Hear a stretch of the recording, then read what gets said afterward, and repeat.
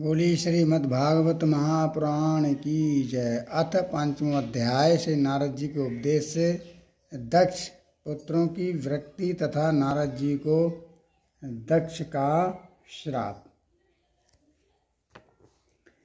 श्री सुखदेव जी कहते हैं, परीक्षित, भगवान के शक्ति संचार से दक्ष प्रजापति परम समर्थ हो गए थे। उनके पंच जनक की पुत्री अक्षसेनी से हरिश्रव नाम के 10,000 पुत्र उत्पन्न हुए। राजन दक्ष के ये सभी पुत्र एक आचरण और एक स्वभाव के थे। जब उनके पिता दक्ष ने उनके संतान उत्पन्न करने की आज्ञा दी, तब वे तपस्या करने के विचार से पश्चिम दिशा की ओर चले गए। पश्चिम दिशा में सिंधु नदी और समुद्र के संगम पर नारायण सर नाम का एक महान तीर्थ है। बड़े बड़े मुनि और सिद्ध पुरुष वहाँ निवास करते हैं। नारायण सर में स्नान करते ही हरि सर्वों के अंत कर्ण शुद्ध हो गए। उनकी बुद्धि भगवत धर्म में लग गई। फिर भी अपने पिता दक्ष की आज्ञा से बंधे होने के कारण वे उग्र तपस्या ही करते रहे। तब देवर्षि नारद ने देखा कि भगवत धर्म में रुचि होने पर भी ये प्रजा वृद्धि के लिए ही तत्पर है। तब उन्होंने उनके पास आकर कहा, अरे हरिश्वो, तुम प्रजापति हो तो क्या हुआ? वास्तव में तो तुम लोग मूर्ख ही हो। बतलाओ तो सब, जब तुम लोगों ने पृथ्वी का अंत ही नहीं देखा तब सृष्टि कैसे करोगे? बड़े खेद की बात है। देखो, एक ऐसा देश है जिसमें एक ही पुरुष है, एक ऐसा बिल है जिससे बाहर निकलने का रास्ता ही नहीं है, एक स्त्री ऐसी है जो बहुरूपिणी है, एक ऐसा पुरुष है जो व्यभिचारिणी का पति है, एक ऐसी नदी है जो आगे पीछे दोनों ओर बहती है, एक ऐसा विचित्र घर है जो 25 पदार्थों से बना है, एक ऐसा हंस है जिसकी कहानी बड़ी विचित्र है, एक ऐसा चक्र है जो छुरे एवं वज्र से बना हुआ है और अपने आप घूमता रहता है। मूर्ख हरिश्वो, जब तक तुम लोग अपने सर्वज्ञ पिता के उचित आदेशों को समझ नहीं लोगे और इन उपयुक्त वस्तुओं को देख नहीं लोगे, जब तक उनके आज्ञानुसार सृष्टि कैसे कर सकोगे? श्री सुखदेव जी कहते हैं, परीक्षित, हरिश्व जन्म से ही बड़े बुद्धिमान थे। वे देवर्षि नारद की ये गुण वचन सुनकर अपनी बुद्धि से स्वयं ही विचार करने लगे। देवर्षि नारद का कहना तो सच है। ये लिंग शरीर ही, जिसे साधारणतः जीव कहते हैं, पृथ्वी है और यही आत्मा का अनादि बंधन है। इसका अनंत विनाश देखे बिना मोक्ष के अनुपयोगी कर्मों में लगे रहने से क्या लाभ है? सचमुच ईश्वर एक ही है। वो जगत आदि तीनों अवस्थाओं और जागृत आदि तीनों अवस्थाओं में और उनके अभिमानियों से भिन्न उनका साक्षी तुर्य है। वही सबका आश्रय है, परंतु आश्रय कोई नहीं है। वही भगवान है। उस प्रकृति आदि से अतीत नित्य मुक्त परमात्मा को देखे बिना भगवान के प्रति समर्पित कर्मों से जीव को क्या लाभ? जैसे मनुष्य बिल रूप पाताल में प्रवेश करके वहाँ से नहीं लौट पाते, वैसे ही जीव जिसको प्राप्त होकर फिर संसार में नहीं लौटता, जो स्वयं अंत ज्योतिर्स्वरूप है, उस परमात्मा को जाने बिना विनाशवान स्वर्ग और फल देने वाले कर्मों को करने से क्या लाभ है? ये अपनी बुद्धि ही बहुरूपिणी और सत्व रज आदि गुणों को धारण करने वाली व्यभिचारिणी स्त्री के समान है। इस जीवन में इसका अंत जाने बिना, विवेक प्राप्त किए बिना अशांति को अधिकाधिक बढ़ाने वाले कर्म करने का प्रयोजन ही क्या है? ये बुद्धि ही उल्टा स्त्री के समान है। इसके संग से जीव रूप पुरुष का ऐश्वर्य, इसकी स्वतंत्रता नष्ट हो जा गई है। इसी के पीछे पीछे वो उल्टा स्त्री के पति की भांति न जाने कहाँ कहाँ भटक रहा है। इसकी विभिन्न गतियों चालों को जाने बिना ही विवेक रहित कर्मों से क्या सिद्धि मिलेगी? माया ही दोनों ओर बहने वाली नदी है। ये सृष्टि भी करती है और प्रलय भी। जो लोग इससे निकलने के लिए तपस्या, विद्या आदि तट का सहारा लेने लगते हैं, उन्हें रोकने के लिए क्रोध, अहंकार आदि के रूप में वो और भी वेग से बहने लगती है। जो पुरुष उसके वेग से विवश एवं अनभिज्ञ है वो मायक कर्मों से क्या लाभ उठावेगा। ये 25 तत्व भी एक अद्भुत घर है। पुरुष उसका आश्चर्य में आश्रय है। वही समस्त कार्य कारणात्मक जगत का अधिष्ठाता है। ये बात न जानकर सच्चा स्वतंत्रता प्राप्त किए बिना झूठी स्वतंत्रता से किए जाने वाले कर्म व्यर्थ ही हैं। भगवान का स्वरूप बतलाने वाला शास्त्र हंस के समान नीर सिर विवेकी है। वो बंध, मोक्ष, चेतन और जड़ को अलग अलग करके दिखा देता है। ऐसे ही आत्मशास्त्र रूप हंस का आश्रय छोड़कर उसे जाने बिना बहिर्मुख बनाने वाले कर्मों से लाभ ही क्या है। जैसे हंस जल को एक तरफ करके दूध पी लेता है, उसी प्रकार यहाँ पर ये बताया। ये काल ही एक चक्र है, ये निरंतर घूमता रहता है। इसकी धार छुरे और वज्र के समान तीखी है और यह सारे जगत को अपनी ओर खींच रहा है। इसको रोकने वाला कोई नहीं है। ये परम स्वतंत्र है। ये बात ना जानकर कर्मों के फलों को नित्य समझकर जो लोग सकाम भाव से उनका अनुष्ठान करते रहते हैं, उन्हें उन अनित्य कर्मों से क्या लाभ। शास्त्र ही पिता है, क्योंकि दूसरा जन्म शास्त्र के द्वारा ही होता है और उसका आदेश कर्मों में लगाना नहीं, उनसे निवृत्त होना है। जो इसे नहीं जानता वो गुणमय शब्द आदि विषयों पर विश्वास कर लेता है।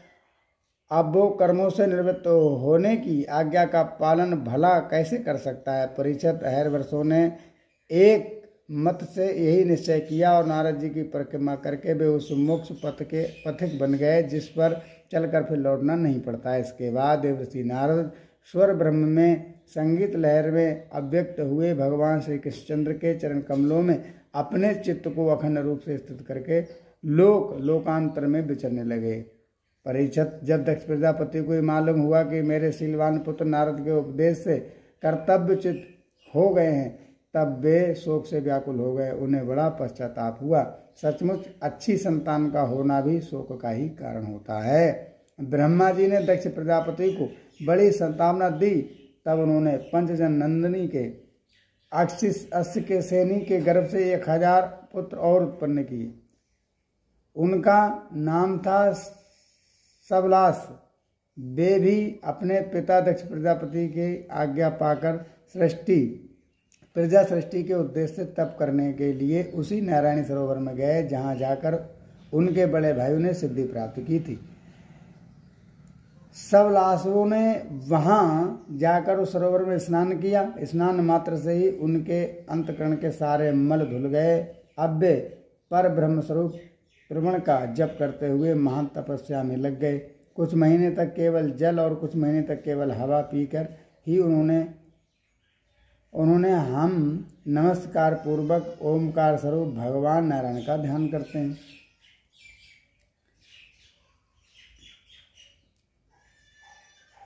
वे विशुद्ध चित्त से निवास करते हैं।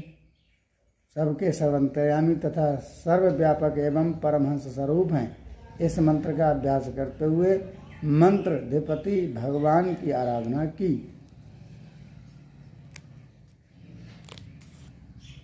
10,000 पुत्र पहले थे, वो भी चले गए तप करने के लिए, और 1000 फिर। परीक्षित, इस प्रकार दक्ष के पुत्र सबलासव प्रजा सृष्टि के लिए तपस्या में संलग्न थे। उनके पास भी नारद जी आए। जब नारद आए और उन्हें पहले के समान ही कूट वचन कहे। उन्होंने कहा, दक्ष प्रजापति के पुत्रों, तुम लोगों को जो उपदेश देता हूँ उसे सुनो। तुम लोग तो अपने भाइयों से बड़ा प्रेम करते हो, इसलिए उनके मार्ग का अनुसंधान करो। जो धर्मज्ञ भाई अपने बड़े भाइयों के श्रेष्ठ मार्ग का अनुसरण करता है, वही सच्चा भाई है। वो पुण्यवान पुरुष परलोक में भी मरुदगणों के साथ आनंद भोगता है। परीक्षित, सबलासवों को इस प्रकार उपदेश देकर देवर्षि नारद वहाँ से चले गए और उन लोगों ने भी अपने भाइयों के मार्ग का ही अनुगमन किया, क्योंकि नारद जी का दर्शन कभी व्यर्थ नहीं जाता। वे उस पथ के पथिक बने जो अंतर्मुखी वृत्ति से प्राप्त होने योग्य अत्यंत सुंदर और भक्ति प्राप्ति के लिए अनुकूल है। वे बीती हुई रात्रि के समान ना तो उस मार्ग से अब तक लौटे हैं और ना आगे ही लौटेंगे। दक्ष प्रजापति ने देखा कि आजकल बहुत से अपशगुन हो रहे हैं। उनके चित्त से पुत्रों के अनिष्ट की आशंका हुआ। ये इतने में ही उन्हें मालूम हुआ कि पहले की भांति अब की बार भी नारद जी ने मेरे पुत्रों को चौपट कर दिया। उन्होंने अपने पुत्रों की कर्तव्य चित्त से बड़ा शोक हुआ और वे नारद जी पर बड़े क्रोधित हुए। उनसे मिलने पर क्रोध के मारे दक्ष प्रजापति के होंठ फटने लगे और वे आवेश में भरकर नारद जी से बोले। दक्ष प्रजापति ने कहा, ओ दुष्ट, तुमने झूठ मूठ साधुओं का बहाना पहन रखा है। हमारे भोले भाले बालकों को भिक्षुक मार्ग दिखाकर तुमने हमारा बड़ा अपकार किया है, अनादर किया है। अभी उन्होंने ब्रह्मचारी से ऋषि ऋण, यज्ञ से देव ऋण और पुत्रों प्राप्ति से पितृ ऋण नहीं उतारा था। उन्हें अभी कर्म फल की नश्वरता के संबंध में भी कुछ विचार नहीं किया, परंतु पापात्मन तुमने उनके दोनों लोगों का सुख चौपट कर दिया। सचमुच तुम्हारे हृदय में दया का नाम भी नहीं है। तुम इस प्रकार बच्चों की बुद्धि बिगाड़ते फिरते हो। तुमने भगवान के पार्षदों में रहकर उनकी कीर्ति में कलंक ही लगाया है। सचमुच तुम बड़े निर्लज्ज हो।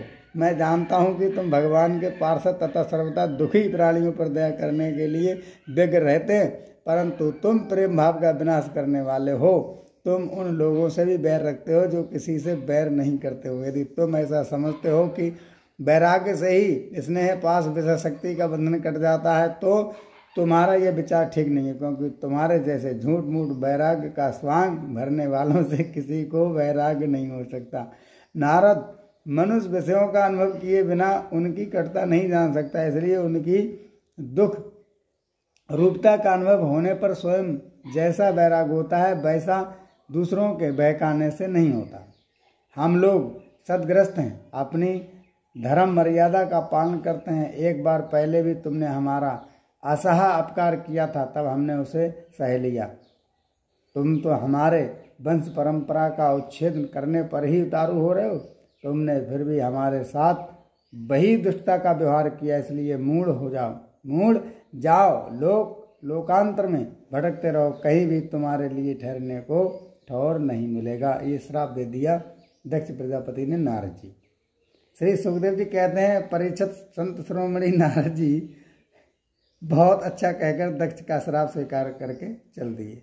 संसार में बस साधुता का इसी का नाम है, साधुता इसी का नाम है कि बदला लेने की शक्ति रहने पर भी दूसरे का किया हुआ अपकार सह लिया जाए।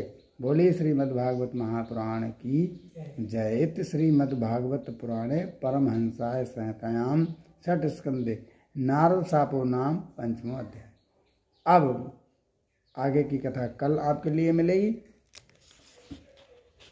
कल का जो पाठ रहेगा वो यहाँ से रहेगा, दक्ष प्रजापति की 60 कन्याओं के वंश का विवरण। जय श्री राधे, जय श्री श्याम।